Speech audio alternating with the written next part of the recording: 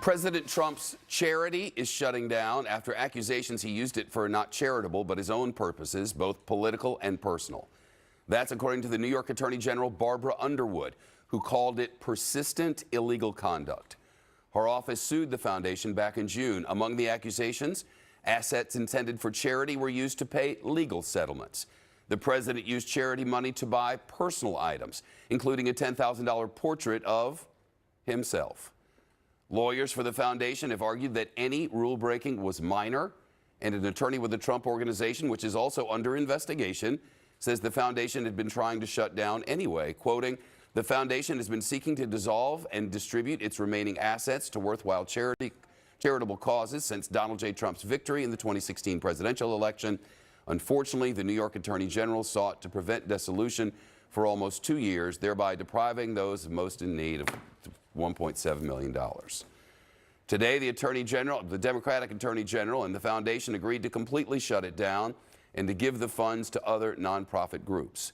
Rick Leventhal's here. The charity's shutting down, but the lawsuit isn't. No, it's not. And the New York AG calls it a shocking pattern of illegality. And yes, the Trump Foundation is shutting down, but it's not over for the president and his 3 oldest kids because of what the AG's office says it found, including willful and repeated violations of the law by the charity. Instead of using those funds to help others, as you mentioned, some of the donations at least were used to help the president, paying legal settlements, making political donations, and decorating one of his private clubs. The investigation found the president's 3 oldest children, Donald Jr., Eric, and Ivanka, listed as officers of the charity, never held a board meeting, and could be barred from running other New York-based charities.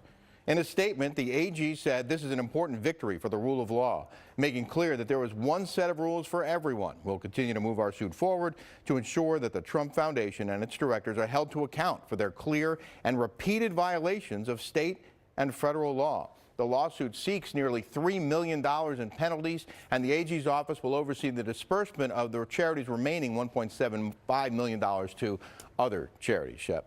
Hey, what else are we hearing from the president's people? Well, we heard Sarah Sanders today at the press briefing being asked about this. She referred questions to the Trump Foundation and Trump Organization, from which the spokesman earlier said this is all about politics.